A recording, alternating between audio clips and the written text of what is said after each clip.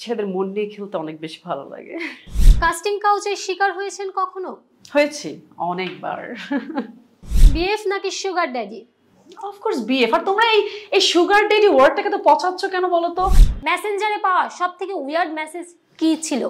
নাউজুবিল্লাহ, এসব বলা যাবে না মুখে, এত বাজে ওয়ার্ড। আপনি কি কখনো কোনো বিবাহিত পুরুষের প্রেমে পড়েছিলেন? বিবাহিত পুরুষের প্রেমে একবার পড়েছিলাম। অনেকেই বলে আপনি নাকি সার্জারি করিয়েছেন, কথাটা কি সত্য? সার্জারি? কি আমি সার্জারি আমি বুঝলাম না। সার্জারি আমার কি দেখে মনে হচ্ছে আমি সার্জারি করেছি? মানে একটা সুস্থ সবল মানুষ, আমার কেন সার্জারি করাতে হবে? অভিনয়ের পাশাপাশি কি করছেন? বিজনেস। আপু কি খেলাধুলা করতে ভালো লাগে? হ্যাঁ। কি খেলতে ভালো লাগে? ছেলেদের মন নিয়ে খেলতে অনেক বেশি ভালো লাগে। কোথায় খেলতে ভালো লাগে? তুমি তো মন নিয়ে যে কোনো জায়গা থেকে খেলতে পারবে, যে কোনো পার্ট, যে কোনো জায়গা থেকে, বাসা থেকে, বাইরে থেকে। মন নিয়ে খেলার জন্য তো ওইরকম স্পেসিফিক কোনো প্লেস দরকার হয় না। এই পর্যন্ত কয়জনের মন নিয়ে খেলেছেন? অনেক। আপনার মন নিয়ে কয়জন খেলেছে? আমার মন নিয়ে খেলেছে আসলে আমি ঠিক বলতে পারবো না, যে তাদের পয়েন্ট অফ ভিউ থেকে মনে হয় তারা আমার মন নিয়ে খেলেছে আর আমি মনে করছি আমি খেলেছি, তাহলে তো একটু কনফিউশন আছে। অনেকেই বলে আপনি নাকি সার্জারি করিয়েছেন, কথাটা কি সত্য? সার্জারি? কি আমি সার্জারি আমি বুঝলাম না। সার্জারি আমার কি দেখে মনে হচ্ছে আমি সার্জারি করেছি? মানে একটা সুস্থ সবল মানুষ, আমার কেন সার্জারি করাতে হবে? ভবিষ্যতে করানোর ইচ্ছা আছে?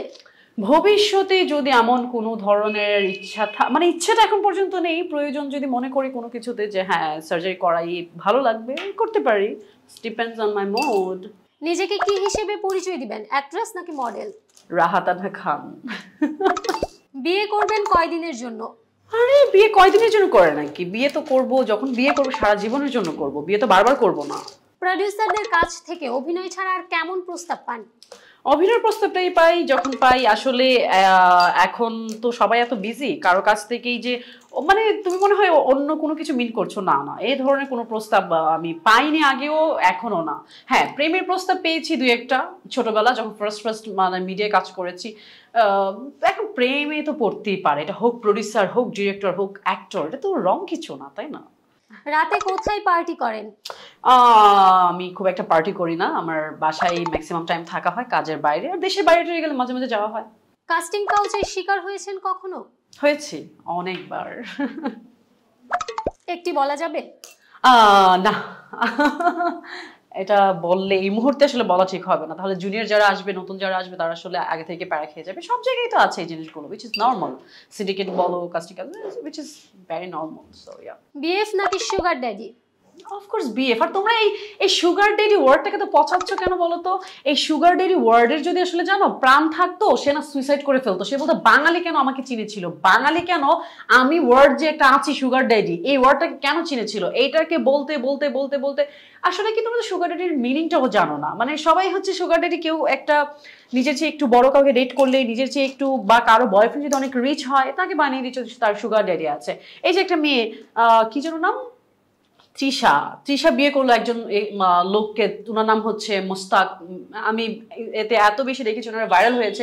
মেয়েটা বিয়ে করেছে, সেই লোককে মানে সুগার ড্যাডি কেন বলতে হবে? সুগার ড্যাডির মানে এটা না যে একটু সিনিয়র কাউকে বিয়ে করে ফেলা, তার হাজবেন্ডকে সুগার ড্যাডি বলা। আপনারা একটা মানুষকে এত বাজেভাবে অপমান করতে পারেন না। আগে একটা জিনিসের মানে বুঝেন, তারপর বলুন। একটা মেয়ের রিলেশন করছে, আমাদের এক মডেল আছে যিনি, যার বয়ফ্রেন্ড অনেক রিচ, অনেক ফেমাস একজন মডেল, তাকে বারবার কোয়েশন করা হয় তার সুগার ড্যাডি আছে, তার সুগার ড্যাডি, যেখানে উনি সোসাইটিতে ওকে নিয়ে ঘুরে বেড়াচ্ছে, ভালোবাসছে, রেসপেক্ট দিচ্ছে, তার রিলেশনে আছে। কিন্তু দেখো আগের যে জামানা ছিল, আমাদের যখন দাদিদের বিয়ে হয়েছে, নানিদের বিয়ে হয়েছে, ইনফ্যাক্ট আমার মায়েরও যখন বিয়ে হয়, আমি শুনেছি আমার মা বললো তার বয়স নাকি 14 বছর ছিল, আমার বাবার বয়স প্রায় মনে হয় 20-25 বছর ছিল। সো ওই জিনিসটা যদি এখনের যুগে হতো, তাহলে বলে দিত যে সুগার ড্যাডি। সো এটা কোনো ওয়ার্ড হতেই পারে না। সুগার ড্যাডির মিনিংটা ডিফারেন্ট, এটা ওয়েস্টার্ন কালচারের জন্য, নট ফর আস, আমাদের কান্ট্রির জন্য এটা না। আমরা এখন একটা মেয়ে ভালো লাইফ লিড করছে, তার রিচ বয়ফ্রেন্ড থাকলে কি তার একটা সুগার ড্যাডি আছে, এটা কেন বলতে হবে? সুগার ড্যাডির মিনিংটা ডিফারেন্ট। আগে তোমরা না এই সুগারের মিনিংটা বের করো, তারপর আসলে মডেলস, অ্যাক্ট্রেসদেরকে, বা যারা বাইরের বিয়ে করছে নিজে থেকে একটু বড় মেয়েকে ছেলেকে, সেটা তখন বলতে পারবে। আরেকটা ব্যাপার হচ্ছে মানে নায়িকা মানে এখন হচ্ছে বা মডেল মানেই রিচ কাউকে ডেট করতে পারবে না। যদি তার বয়ফ্রেন্ডের টাকা পয়সা থাকে তাহলে তার সুগার ড্যাডি।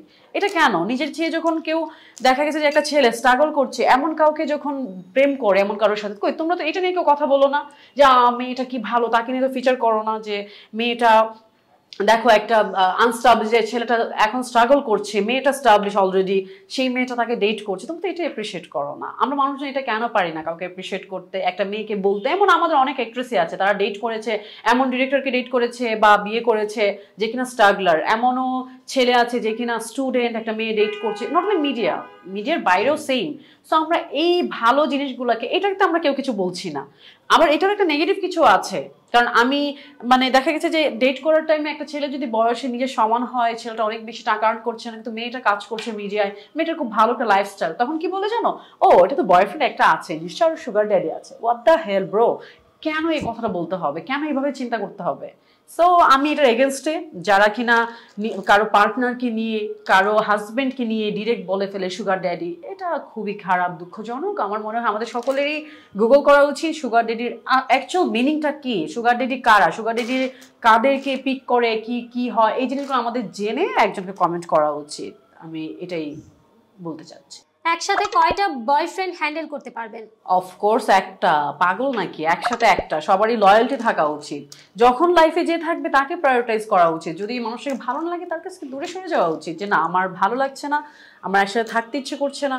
কিন্তু একজনের সাথে থেকে তাকে মিথ্যা লয়্যালটি দেখিয়ে তাকে রেখে আবার আরেকজনকে, মানে ইউনো ওয়ার্ড, এই কথাগুলো সাউন্ডস ফানি যে তুমি আমাকে কোয়েশ্চেন করছো, আমি চাইলে বলতে পারি হ্যাঁ আমি এটা ওইটা, হয়তো অডিয়েন্স দুইটা গালি দিবে বা শুনবে বা একটা ভিউ হবে, কিন্তু জানো তো এই জিনিসগুলো ঠিক না। আমি প্রতিটা ছেলে এবং মেয়ে সবার উদ্দেশ্যে একটা কথাই বলবো, আপনার যখন আপনার পার্টনারকে আপনার ভালো লাগবে না, আপনি তাকে বলে তাকে ছেড়ে দিবেন। কিন্তু কাউকে না অযথা মিথ্যা মানে লয়্যালটি দেখানো, একজনকে রেখে আরেকজনের সাথে থাকা এ করা, এতে করে না আপনি নিজে শান্তিতে থাকতে পারবেন, না আপনার পার্টনার যে আছে সে শান্তিতে থাকতে পারবে। শরীর না দেখালে কি নায়িকা হওয়া যায় না?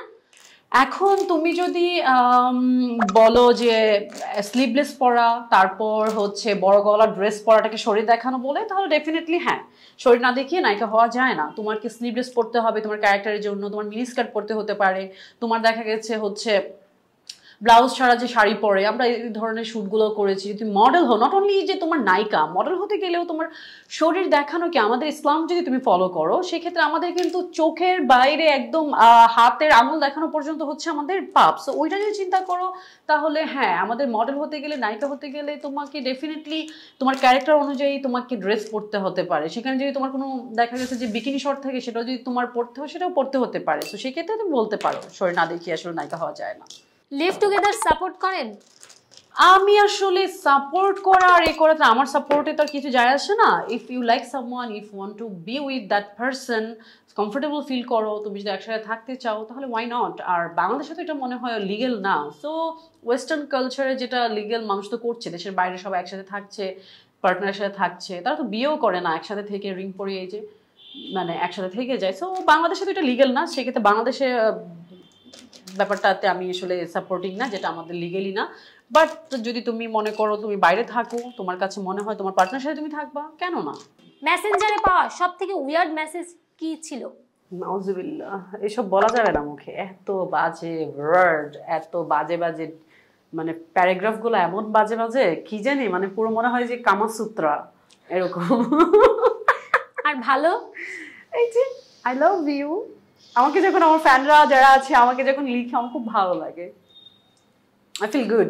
মানে আমার সত্যি ভালো লাগে, আমি খুব অ্যাপ্রিসিয়েট করি যখন আমাকে অনেকেই লিখে, অনেক অনেক অনেক অনেক মানে।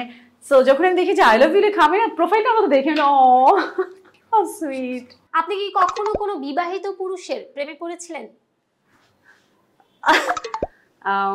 বিবাহিত পুরুষের প্রেমে একবার পড়েছিলাম।